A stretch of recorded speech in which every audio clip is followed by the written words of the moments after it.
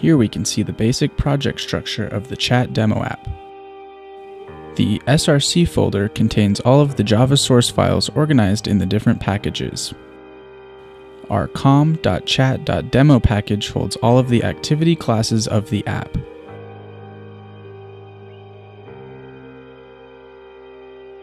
com.chat.custom package holds all of the custom components, like custom activity class, which is the parent of all other activity classes, and the class itself is a child class of fragment activity class. In this class, we can write all of the tasks which are common for all of the activities, like setting up the action bar. The com.chat.model package holds all of the Java bean classes of the app. The com.chat.util package holds all of the utility classes of the app. The bin folder holds all of the compiled binary code of the project, including the APK file of the app. All of the contents of this folder are auto-generated by the compiler. The libs folder holds all the library jar files that are required for the project. The res folder holds all of the resources like images, colors, layout files of the project, and all of the resources are organized in subfolders.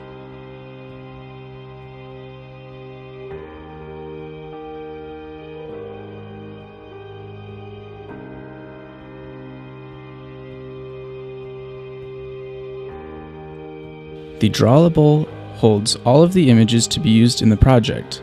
These images are for extra high resolution devices, and for low resolution devices, Android automatically scales them down to the required size.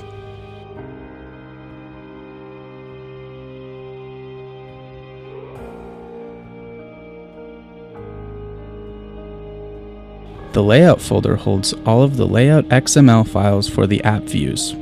The values folder holds various XML files that hold different data, like color.xml holds all of the color values required in our project layouts.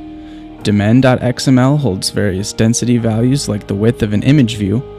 String.xml holds all of the string texts used in the app. And style.xml holds various style data for app view components such as buttons. Android manifest.xml is the important manifest file of the app.